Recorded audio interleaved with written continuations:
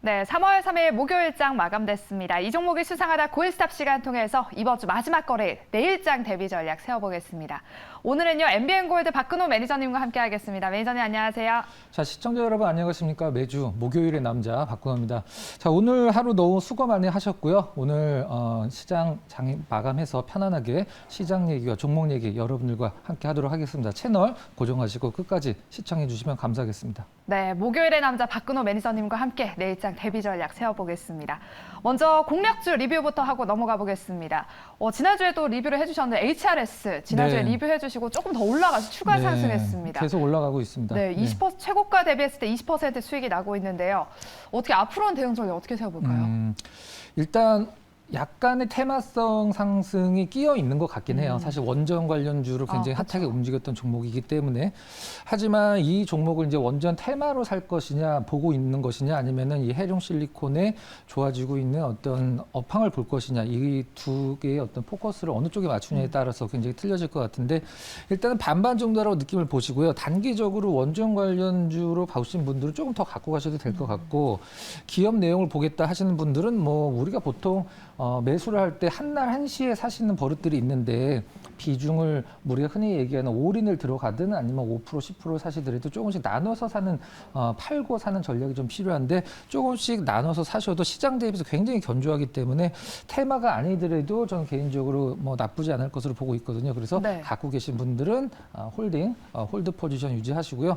매수를 염두에 두시는 분들은 그냥 뭐 사셔도 큰 리스크는 없는 가격이다. 이렇게 말씀드리도록 하겠습니다. 네, HRS 테마성으로 보신 분들도 홀딩, 그리고 기업의 가치를 보고 들어가신 분들도 일단 홀딩 하시라라고 리뷰 도와주셨습니다. 또 지금도 신규 진입 가능하다라고 리뷰 도와주셨습니다. 다음 종목 한번 살펴볼게요. 지난주에 소개해 주셨던 아스트 한번 살펴보겠습니다. 정말 다음날 정말 바닥권에서 잘 들어갔어요, 네. 저희가. 이제 우리 목요일이잖아요. 저희 이 코너가 네. 목요일 다음 날 금요일인데 금요일 날 굉장히 좋았었어요. 그러고 나서 최근에 시장이 나쁘지 않고 좋긴 한데 네. 3일 연속 음봉이 나와서 이거 뭐 다른 종목군들 가는데 좀 답답한데 라고 생각하시는 분들이 많으실 텐데 사실 굉장히 많이 떨어진 종목이 조금 타이트하게 올라오는 모습을 보이고 시장 전반적으로 봤을 때는 아마 강보합의 느낌이 좀 상당히 심한 지수는 좋은데 시초가 기준에서 장중 흐름이 이렇게 크게 나오진 않는단 말이죠, 시장이. 그래서 전 개인적으로 봤을 때는 누가 그러시더라고요. 방송에서 개인적이라는 말을 왜 이렇게 많이 쓰냐고. 뭐 제 개인 판단이니까 이렇게 러프한 조정은 저는 다시 상승이라고 생각을 하고 있거든요. 그러니까 떨어지고 있는 것 우리가 보통 기간 조정, 가격 조정이라고 얘기를 하는데 가격 조정이라고는 거의 생각하지 않고요. 기간 조정이라고 생각을 하시고 저는 앞으로 조만간 이제 반등을 주면 뭐 3%, 4% 이런 게 아니라 빵 한번 뜨는 우리 상승 VI 같은 느낌이 있잖아요. 네. 그런 느낌으로 출발을 이런 식으로 하지 않을까라는 생각을 하고 있습니다. 갖고 계신 분들은 강홀딩 살려고 하신 분들은 뭐 신규 진입 아무 때나 가능하고요. 저는 조금 더 사도 될 것 같습니다. 네, 알겠습니다. 아스트는 비행기 그때 테이크오프라고 이륙한다라는 네. 키워드를 남겨주셨는데 비행기처럼 쭉 한번 급등 나오지 않을까라는 의견 주셨습니다. 지금도 신규로 진입 가능하다라고. 활주로를 달리고 있는 상황입니다. 그래, 활주로를 달리고 있어요? 뜨기 전에. 다음 주에 과연 좀 상공위를 날 수 있을지 지켜보도록 하겠습니다. 그럼 오늘은 또 어떤 공략주를 준비해 오셨을지 키워드 바로 열어볼게요. 네.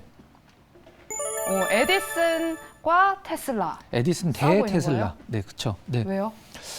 테슬라는 이제 자동차의 테슬라를 얘기를 하는 건 아니고요. 네. 니콜라 테슬라를 얘기를 하는 사람 거죠. 이름이네요. 네. 에디슨과 테슬라가 사실 세기의 어떤 라이벌이거든요. 우리가 보통 에디슨 전기라는 게 이제 미국에서 처음 사용된 게 1880년인데 왜 웃으세요?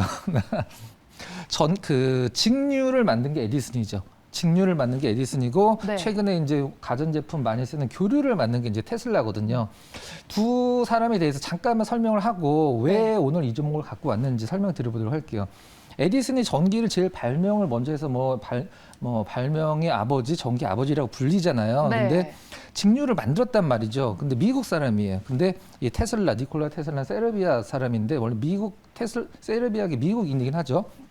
교류를 만들었습니다. 근데 시장에서 에디슨이 워낙에 직류로 처음에 전기를 공급하면서 이제 저변 넓혀가고 있는 상황에서 테슬라가 교류를 만들면서 시장에 관심을 되게 많이 받았어요. 그래서 테슬라 아는 사람이 에디슨의 회사에 가서 일을 한번 해봐라라고 권유를 해주거든요. 그게 이제 지금 제네럴 일렉트릭이죠. 실질적으로. 근데 테슬라가 에디슨을 찾아가서 일을 하기 시작을 합니다.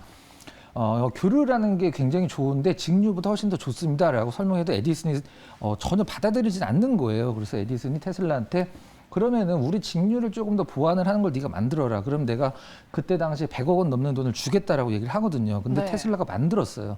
근데 에디슨이 돈을 안 줘서 여기서 이제 요즘 시체말로 뒷박을 해서 회사를 나와서 다른 쪽에서 투자를 받아서 이제 교류를 접연을 넓혀갔는데 그 회사가 어디냐면 우리 지금 원자력 때문에 두산중공업 굉장히 좀 핫하잖아요. 관심도 그쵸. 많으시고 네. 두산중공업의 최대 매출처 중에 하나가 미국의 웨스팅하우스거든요. 그 웨스팅하우스가 테슬라를 통해서 교류로 굉장히 많은 어떤 부를 창출하기도 했었죠. 자, 그럼 왜 이 두 명의 이름이냐? 자, 다음 종목으로 아마 생각이 딱 드실 거라고 생각합니다. 네, 그럼 종목 공개 바로 도와주실게요. 네. A프로입니다. 네. 일단 낯서신 분들도 계실 수 있고 네네. 얼마 전에 상한가를 갔기 때문에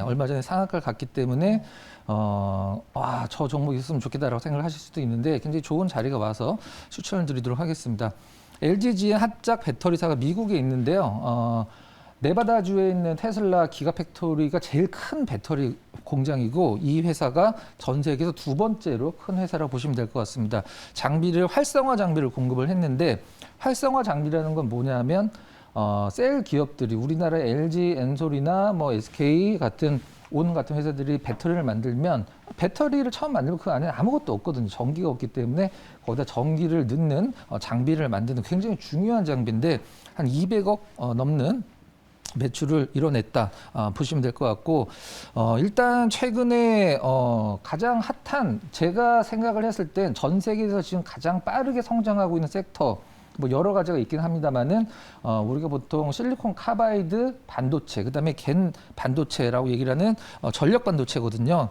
우리가 보통 실리콘 카바이드 같은 경우는 현대기아 자동차 중에 엄청나게 많이 쓰고 있는 상황인데 LX 세미콘이 바로 대표 기업이라고 보시면 될 것 같고요.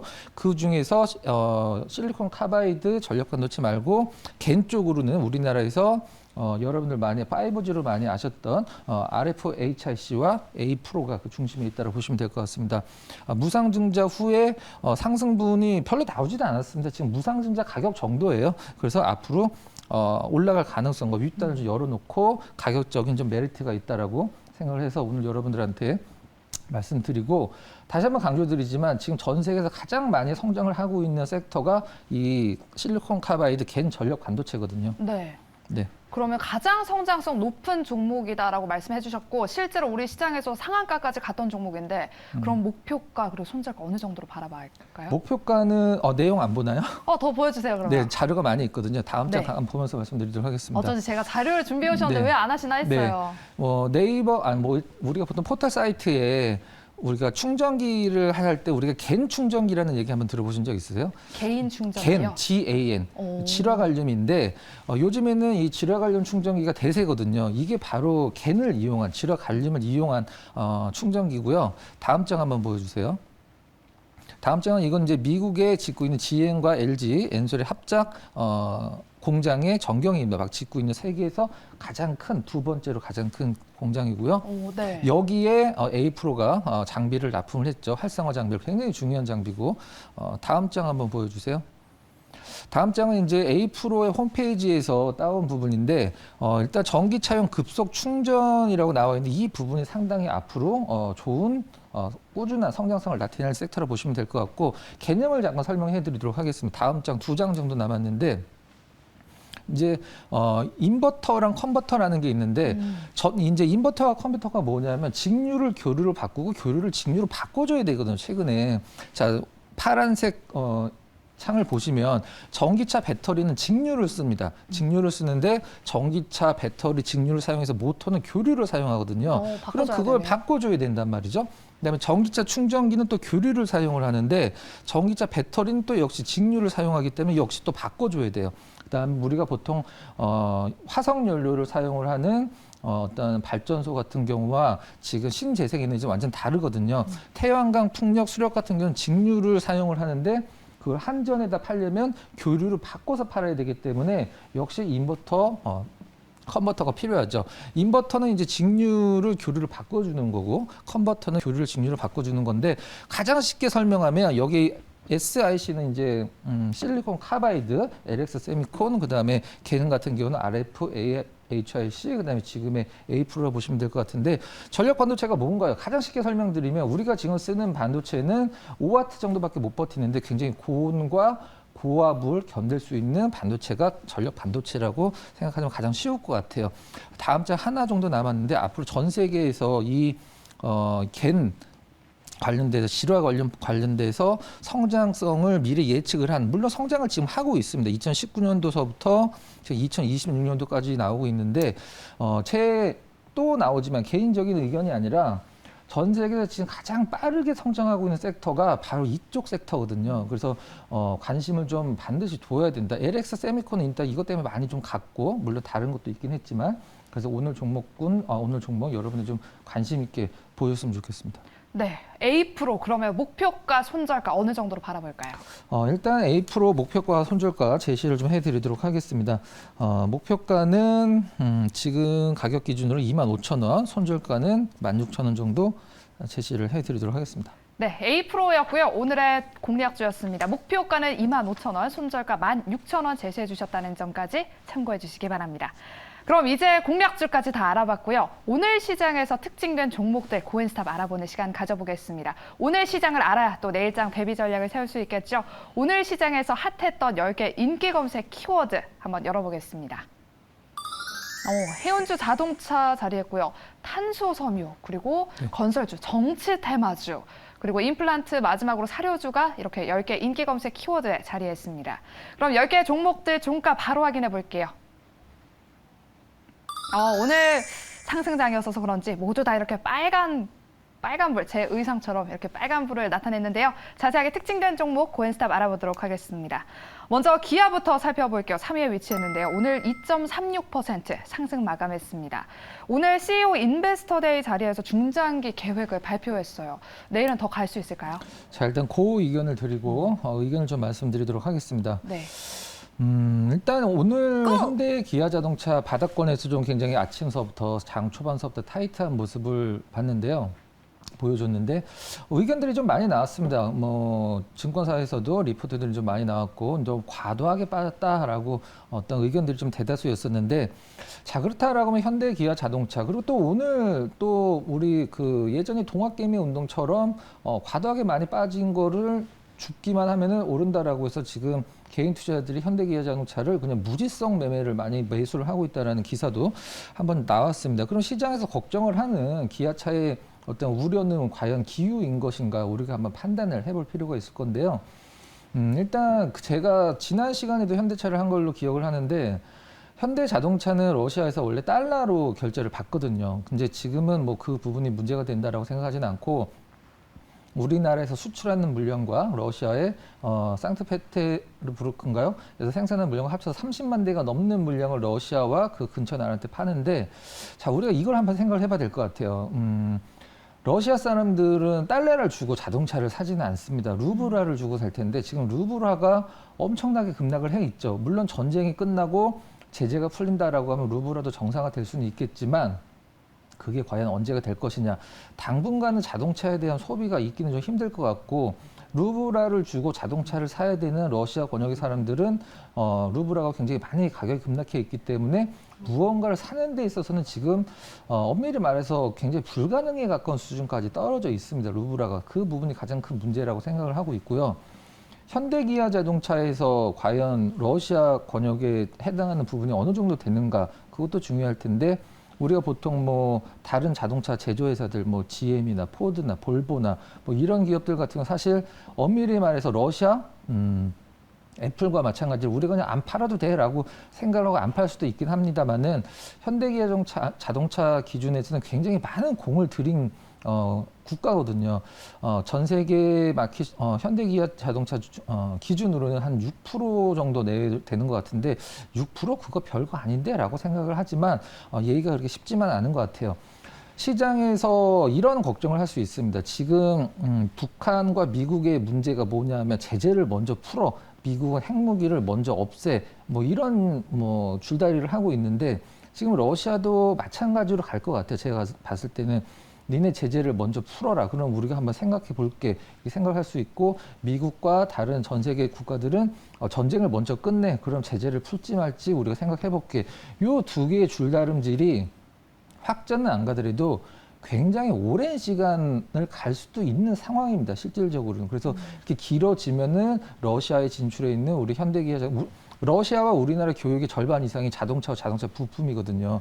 타격이 없을 수는 없고, 물론 뭐 악재가 없어지면 그 악재 때문에 떨어진 건 빠르게 회복을 해주지만 악재의 크기보다도 악재의 기간이 굉장히 중요한 순간이라고 생각을 하고 있습니다. 오늘 뭐 반등이 좋았기 때문에 그 흐름이 내일까지 연결될 걸로 보고는 있지만 아직까지는 조금 보수적으로, 개인적으로는 또 나왔네요. 전쟁이 끝난다라는 얘기를 했을 때 사도 사실 늦지는 않을 것 같습니다. 근데 내일 오늘 상승을 연결은 시켜갈 것 같다. 그래서 그 의견 드리도록 하겠습니다. 네, 이렇게 기아 고 의견이지만 러시아 우크라이나 전쟁이 장기화될 조짐을 보인다면 과연 고일 수 있을까 하는 의문점을 남겨주셨습니다. 그렇다면 이제 기아 전기차 라인업을 확대하고 있습니다. 네. 이게 또 실적으로 이어질 수 있을까요? 뚜렷한 실적 언제쯤 나올 수 있을까요? 제가 한 전기차에 대해서 저희 매경에서 한 100번 정도 말씀을 드린 것 같은데 네. 전 세계에서 전기차를 팔아서 돈을 버는 기업은 사실 별로 없습니다. 맞아. 말씀해 주셨어요. 테슬라도 차를 팔아서 버는 기업은 아니고 아무래도 규모의 경제가 아직 안 되기 때문에 개발비는 많이 들어가고 근데 앞으로 좋아지려면 실질적으로는 뭐 전기차를 사는 데 있어서 부담이 없어야 되겠죠. 그건 이제 현대 기아의 문제가 아니라 전 세계의 어떤 자동차 제조사들의 문제인데 우리나라는 아무래도 이제 뭐 그 공동주택이 많기 때문에 뭐 미국처럼 드라마 보면 개인 차고지가 있다거나 이런 식이 아니기 때문에 굉장히 인프라 확대를 하는 데 있어서 어떻게 보면 유리할 것 같지만 굉장히 불리하거든요. 그래서 저변 확대가 된다. 언제냐의 문제지만 전기차가 저변 확대가 되는 거는 당연하지만 뭐 단기적으로는 좀 약간 어떤 뭐 자동차 반도체라든가 아니면은 배터리 가격이 좀 싸져야 되고 뭐 충전 인프라가 굉장히 뭐 아무데나 그냥 갖다 꼽아도 되고 이 아까 A-프로가 그것과 관련된 부분도 있거든요. 네. 이제 그게 뭐냐면은 이 전력 반도체를 이용을 하면은 이제 충전소를 안 찾아다니고 그냥 차에서 그냥 바로 집에 있는 그냥 220볼트에서 꽂아서 하는 온보드 차징이라고 있거든요. 그 부분도 해당 사항이 있는데 뭐 언제쯤 실적이 나올까? 뭐 다음 달도 아니고 내년도 아닙니다. 실질적으로는. 근데 좋아지긴 하겠지만 뭐 어떤 전기차로 인한 실적으로 현대기아자동차가 어떤 시장에서 매수가 들어온다. 그거는 사실 당분간은 기대를 안 하는 게 낫고 센티멘탈적인 모멘텀만 보시면 될 것 같습니다. 네, 알겠습니다. 이렇게 기아 전기차에 대한 의견까지 들어봤습니다. 그럼 다음 종목, 특징된 종목 코인스탑 알아보도록 하겠습니다. 다음은요, 넥슨 GT 한번 살펴보겠습니다. 오늘 29% 넘게 상승 마감했습니다. 오늘 시장에서 굉장히 핫했는데요. 지배 구조 변동 가능성이 제기되면서 상한가 갔습니다. 넥슨 GT뿐만 아니라 넷게임즈도 오늘 상한가 기록했는데요. 많은 분들이 궁금해하실 것 같아요. 과연 오늘 상한가 갔는데 내일 더 갈 수 있을까요? 네, 일단 상한가 갔으니까 뭐 상한가에 팔지 말고 하한가에 사지 말라는 격언대로 그 의견 드리도록 하겠습니다. 이게 참 사실 이 김정주 대표 같은 경우에는 사실 몇 년 전에 이제 진경준 검사장이랑 엮이면서 정치적으로 굉장히 좀 많이 조사도 많이 받고 해서 스트레스가 좀 많이 많으셨는 것 같아서 개인적으로 안타까운 사건을 생각을 하고 있고요. 원래는 어제 올랐어도 문제가 없었는데 어제 안 오르고 오늘 두 개가 다 올랐어요. 실질적으로는. 네. 그래서 이게 뭐 두 회사의 합병 같은 경우는 전혀 문제가 포함이 안 돼 있다고 생각을 하고 있고 넥센은 이제 매각 이슈가 좀 나와야 되는데 사실 넥센 정도 지금 이제 NXC라고 나와 있는 건 이제 중간 지주 회사고 실질적으로 일본에 상장이 돼 있는데 일본에서 지금 상장돼 있는 넥슨의 시가총액이 25조 원 내외가 됩니다.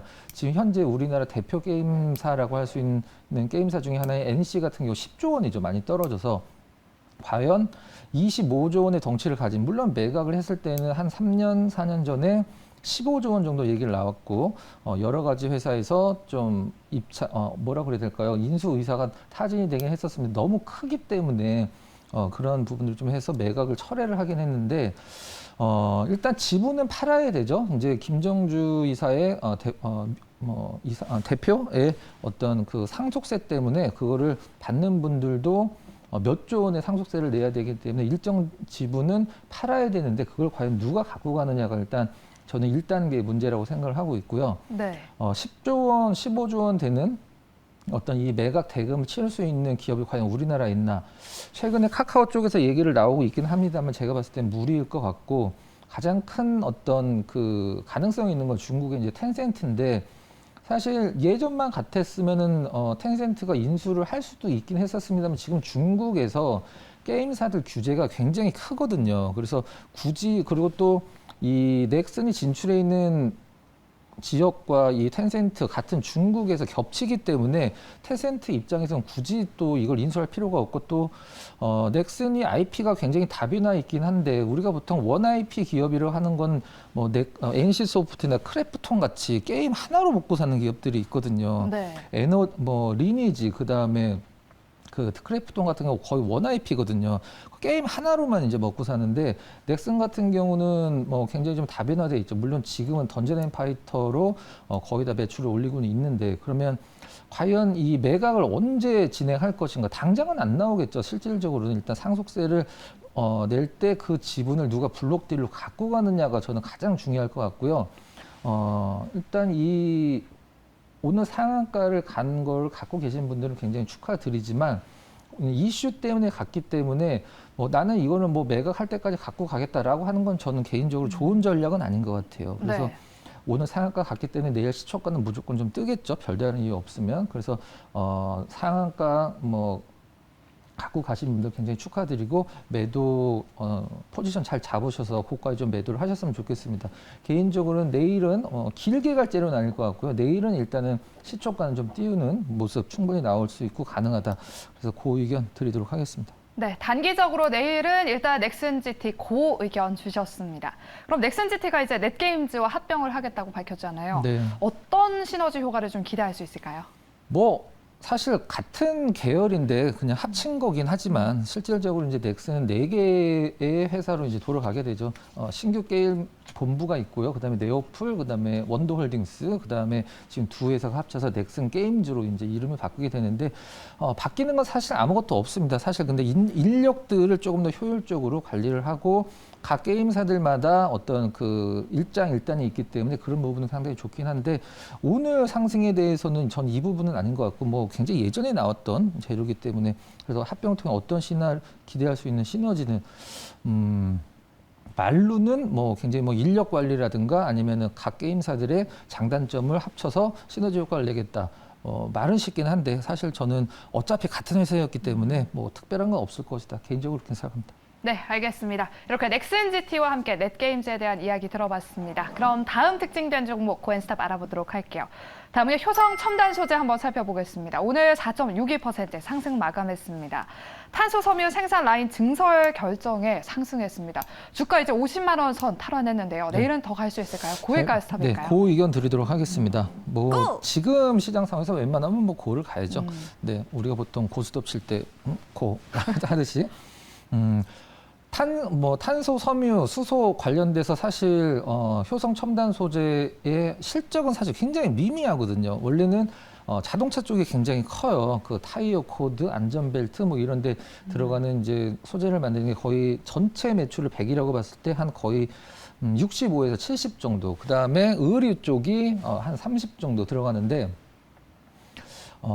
지금 고가권 기준으로 거의 마이너스 50%를 기록을 하다가 최근에 좀 반등을 주고 있는데 작년에 나왔던 실적을 과연 올해 다시 낼 수 있는가? 얼마 전에 했던 효성 TNC도 마찬가지고 효성 첨단 소재도 마찬가지고 너무 좋으면 그 다음에는 올라가기가 힘들거든요. 우리가 보통 코스닥 기업들 보면은 뭐 한 해에 500%, 1000% 성장하는 기업들이 있죠.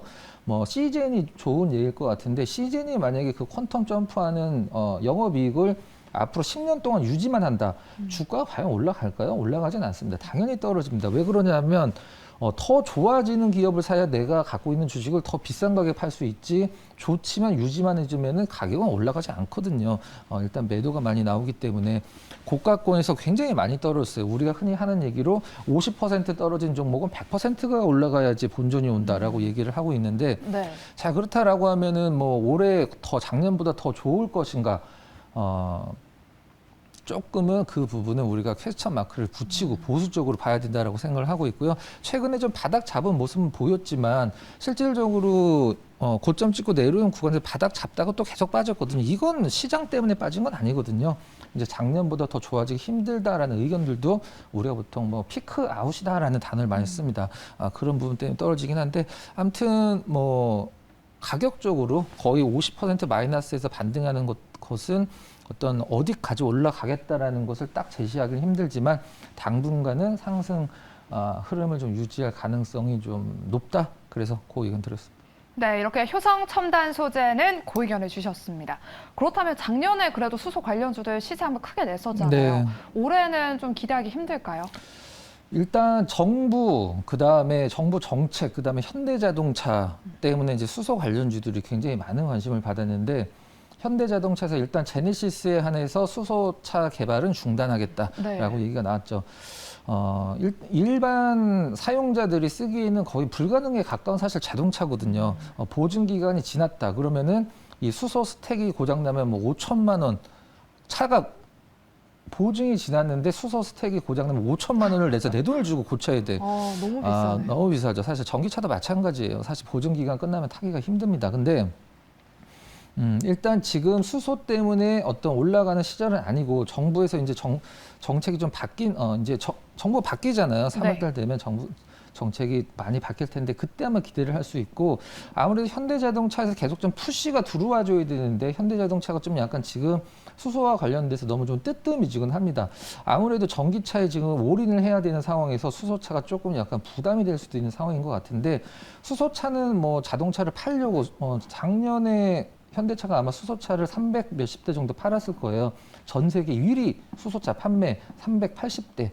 좀 뭐 느낌이 좀 안 오긴 하는데, 아무래도 가장 선두권의 기술을 갖고 있긴 하지만, 수소는 뭐 현대자동차가 몇 대를 팔고 뭐 이런 게 중요한 게 아니라 관련 기업들도 마찬가지고 분위기, 테마가 중요한데, 지금 정부에서 수소 경제를 키우겠다라고 얘기를 할 상황은 아니고요. 현대차 입장에서도 조금 더 전기차에 좀 몰아가야 되는 상황에서 뭐 수소차의 힘을 좀 나누기에는 좀 약간 역부족이 아닌가라는 생각입니다. 그래서 당분간은 정부가 좀 바뀐 다음에 정책적인 변화를 좀 봐야 될 것 같아요. 네, 알겠습니다. 수소 관련주들은 정부의 정책이 어떻게 세워지느냐, 바뀌느냐에 따라서 앞으로의 흐름이 바뀔 수 있다라고 의견 주셨습니다. 그럼 이제 마지막으로 특징된 종목 코인스탑 알아보도록 하겠습니다. 마지막은요, 안랩 한번 살펴보겠습니다. 7.27% 상승 마감했죠.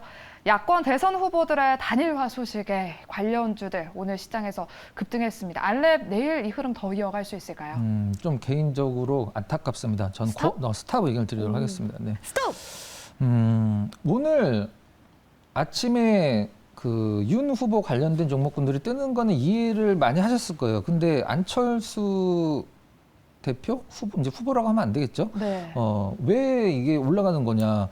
예전에 이런 생각이 좀 나는데, 안철수 그 후보가 서울시장을 그 양보를 했을 때 시장에서 굉장히 많이 주가도 많이 올라갔는데, 서울시장을 양보를 하고 주가가 막 하한가를 막 계속 갔거든요. 그래서 뭐 전셋집 담보해서 팔았는데, 적금께서 팔았는데 막 엄청 사연도 많이 올라오고, 근데 그 뒤에 엄청나게 올랐거든요. 그 이유가 뭐냐면, 서울시장을 포기를 하면 이게 뭐 대권 도전 아니냐 해서 많이 올랐었는데, 이번에 이제 뭐 후보 단일화를 하면서 사실 좀 오피셜로 비슷하게 기사가 나오긴 했죠, 오늘. 지금 현 제1야당의 무언가를 좀 약간 이걸 뭐 그걸 약속을 좀 받지 않았나, 뭐 그런 모도 나오긴 했는데, 지금 1번 이재명 후보 관련주들 보면 그 스타트 지점까지 다 내려가 있습니다. 스타트 지점까지 다 내려가 있고, 윤 후보 관련 종목군들은 그래도 위에서 엄청나게 많이 밀리긴 했지만 크게 떨어지진 않는데, 자, 우리가 한번 생각을 해봅시다. 그 투표율이 사실 다음 주 수요일이에요. 다음 주 수요일 뒤에 과연 정치 테마주들이 움직일 이유가 있을까요? 지금 저는 단 0.1%의 확률도 없다라고 생각을 하고 있거든요. 0.00001%라고 해도 됩니다. 실질적으로는 다음 주 수요일에 어떤 시세가 마감될 어떤 뭐 주가의 원동력이 없어질 종목군들이 과연 며칠 동안에 얼마나 움직일까요? 오늘 뭐 안랩도 마찬가지고 윤 후보 관련주들 마찬가지고 고가권에서 다 밀렸거든요. 여러분들이 이거는 좋고 나쁘고의 문제가 아니라 주식의 생리는 그렇게 돼 있다라는 것을 좀 알고 가시면 될 것 같습니다. 종목이 좋고 나쁘고의 문제가 아니죠. 일단 뭐 당연 스탑 의견을 제 입장에서는 드려야 되는 부분이고 올라갔으면 좋겠지만 당분간은 올라갈 이유가 전혀 없다. 이렇게 하지만 좀 뭔가 뭐 다른 재료가 나오면 움직일 수도 있지만 좀 희박하지 않을까. 그래서 좀 스탑 의견 드렸습니다. 네, 이렇게 알렙의 스탑 의견을 주셨는데요. 어떻게 보면 정치 테마주들 가지고 계신 분들이 굉장히 많을 거란 네. 말이죠. 이런 대선이 일주일 앞으로 남았는데 또 이번 주 금요일부터는 또 사전 투표일이잖아요. 네네. 0.01%의 확률도 없다라고 네. 말씀을 해주셨는데 그래도 정책주는 조금 다르지 않을까요? 정책주. 이제 정책주라는 것은 실질적으로 딱 발굴이 됐을 때 움직이거든요. 발굴이 됐을 때. 물론 네. 정책주라는 걸 지금 우리 각 후보마다 공약이 다 나와 있잖아요. 그럼 그거에 따라서 움직이고 위에서 많이 밀려 있는 상황인데 정치 테마주. 어느 이제 정치 테마주를 가장 흔히 하는 실수가 뭐냐면 정치 테마주를 사고 떨어지면 그때 기업을 공부를 해요. 정치 테마주를 뭐 윤 후보 테마주를 샀는데 떨어져. 그럼 이게 원래 매출이 좋은 기업이거든. 그래서 그렇게 공부를 하기 시작하는데 전혀 이게 주식 시장에서는 맞지 않는 전략을 생각을 하고 있고요. 저는 6개월 전서부터 모든 그 정치 테마주는 매도를 고려해야 된다라고 말씀을 드렸거든요. 그게 왜 그러냐면 직전 4개 대선 테마주를 제가 다 모니터링을 해봤는데 다는 아니더라도 대부분은 투표일 5, 6개월 전이 최고점이거든요. 이번에도 사실 틀리진 않았습니다. 근데 뭐 무슨 누구의 관련주가 좋고 나쁘고의 문제가 아니라 이 정치 테마주를 한번 오른 종목군들은 이 주온 골치가 이제 강하게 박혀 있는 상황이기 때문에 우리가 웬만하면은 사실 정치 테마주가 실적이 좋아져도 사람들이 신경을 안 쓰거든요. 안랩의 실적이 좋아지면 그것 때문에 올라갈까요? 아니면 윤 총장 관련주 뭐 능률이나 덕성의 실적이 좋아지면 그거 갖고 올라갈까요? 전혀 안 올라갑니다. 당분간은. 그리고 지금 정치 테마주 타기 전보다도 가장 높은 가격이기 때문에 아쉽고 많이 올라갔으면 좋겠지만 이건 제 의견이 아니라 원래 그렇게 움직여 왔고 앞으로도 그렇게 움직일 수밖에 없거든요. 그래서 정치 테마주는 갖고 계신 분들은 뭐 잘 판단을 하셔야 될 것 같고 혹시라도 매수를 고려하신 분들은 굉장히 좀 보수적으로 보셔야 된다라고 좀 강력하게 말씀드리도록 하겠습니다. 네, 정치 테마주를 보유하신 분들께서는 좀 보수적으로 대응해보자라는 의견 주셨습니다. 그럼 10개 종목들 고엔스탑 알아보도록 하겠습니다. 아프리카TV 스탑 의견 주셨고요. 이야기 나눴던 안랩 스탑, 덴티움 스탑, 그리고 마지막으로 미래생명자원 스탑 주셨습니다. 나머지 종목들은 모두 이렇게 고의견을 주셨습니다. 나빠서 스탑을 드린 게 아니라는 네. 점도 좀 염두에 주셨으면 좋겠습니다. 네, 기술적으로 또 네. 스탑일 수도 있으니까요. 참고해 주시고요. 그럼 이제 마지막으로 시청자분들 종목 상담 도와드리도록 하겠습니다. 어떤 종목이 나와 있을까요? 네, 삼성전자 우선주예요. 삼성전자 우선주. 네. 삼성전자 우선주를 사는 이유는 뭘까요? 아무래도 그 배당 때문에 삼성전자 우선주를 사실 텐데 삼성전자 우선주를 사시면은 사실 뭐 이걸 1년, 2년 갖고 가시려고 사는 거는 아닐 테고 우리가 흔히 이런 식으로 갖고 가는 거죠. 은행에다가 넣어놓는 것보다는 낫다라고 생각을 하실 텐데 사실 시세만 본다라고 하면 하이닉스와 삼성전자가 굉장히 좀 다른 방향으로 좀 가고 있어요. 그때 설명드렸지만 환율이 안정되기 전까지는 삼성전자에 외국인들이 크게 들어오기 좀 힘든 상황이고 이렇게 한번 볼게요. 우리가 보통 삼성전자가 1년에 3.5% 준다라고 생각을 하고 우선주는 조금 더 주겠죠. 사실 여러분들 삼성전자의 어떤 주총 가서 의결권을 행사하시는 분들은 뭐 많지는 않으실 거라 생각을 합니다. 큰 의미가 없기 때문에. 근데 시세 차익을 생각을 했을 때 이런 식으로 생각하실 수가 있어요. 내가 1년에 3.5% 정도 수익 보려고 이걸 샀는데 삼성전자에 묶여있는 돈이 아깝다. 다른 종목이 막 날아가네. 라고 생각을 하실 수도 있는데 처음으로 돌아가서 백투더 베이직으로 돌아가서 모든 자금을 삼성전자 우선주에 사지는 않으셨을 것 같아요. 자금이 좀 크신 분인 것 같습니다. 그래서 굉장히 좀 큰 자금 규모가 들어가서 배당으로도 내가 어느 정도 좀 묵직한 배당이 나올 정도 투자하신 것 같은데 처음 의미대로 갖고 가시면 될 것 같아요. 뭐 큰 시세는 신경 쓰지 마시고 하지만 시장이 만약에 혹시라도 막 좋아지면서 다른 종목군들이 시세를 많이 준다. 그러면 묶여 있는 거는 좀 약간 아깝긴 하겠죠. 물론 가격적으로 우선주도 뭐 올라가면 팔면은 시세 차익을 낼 수 있으니까 그렇죠. 뭐 양날의 검일 수도 있습니다. 굉장히 자금이 묶여 있다라는 점, 좀 약간 단점이라고 볼 수도 있는데 뭐 지금 더 떨어지긴 좀 힘든 구간이라고. 볼 수도 있죠. 실질적으로는 물론 떨어질 수도 있지만 그래서 뭐 정리를 해드리면 우선주의 투자 목적인 배당인 뭐 주식 투자에서 가장 큰 목적이라고 생각을 합니다. 시세에 따라서 크게 흔들리지 마시고요. 뭐 삼성전자가 앞으로 10만 원, 15만 원, 20만 원 갈 날도 뭐 언젠간 올 거라고 생각합니다. 그럼 그때 시세 차익이랑 그동안의 배당 같이 뭐 차곡차곡 쌓아가시면 될 것 같습니다. 큰 걱정하지 마시고 갖고 가시기 바랍니다. 네, 삼성전자 우 도와드렸고요. 다음 종목은 초록뱀 미디어입니다. 현재가 2,575원을 종가 형성했고요. 매수가는 2,920원이에요. 네, 2,920원이요. 네. 과연 이 이제 미디어 관련주들이 움직일 때 언제 움직였냐 우리가 생각을 하면 뭐 디즈니 플러스나 아니면 이제 넷플릭스 같은 데서 우리나라의 K 컨텐츠들이 빵빵 터질 때 많이 움직였는데 이제 앞으로 뭐 오징어 게임 워낙에 큰 게 터졌기 때문에 뭐 최근에 우리나라에서 넷플릭스 들어가면은 거의 단기간은 1등을 하긴 합니다만은 네. 올라가려면 실질적으로 좀 뭔가 시장에서 제가 항상 강조드리는 명분이 필요한데 당분간은 좀 명분이 없지 않을까라는 생각입니다. 물론 많이 빠졌다라는 것은 이 초록별 사실 시가총이 굉장히 높아요. 실질적으로 생각보다. 그래서 좀 부담스럽긴 하지만 바닥은 잡았고 일단 쌍바닥 잡고 올라가는 흐름이기 때문에 전고점까지는 제 개인적으로 좀 힘들 것 같습니다. 아주 특별한 거 없으면. 그래서 일단은 바닥 잡았기 때문에 가격적인 리스크는 이제 지금 크게 없다. 보유 의견 드리도록 하겠습니다. 네, 시간 관계상 종목 상담 여기까지 도와드리겠습니다. 저희가 준비한 순서는 여기까지고요. 저희는 내일 이 시간에 다시 찾아뵙도록 하겠습니다. 오늘도 함께해 주신 여러분 고맙습니다.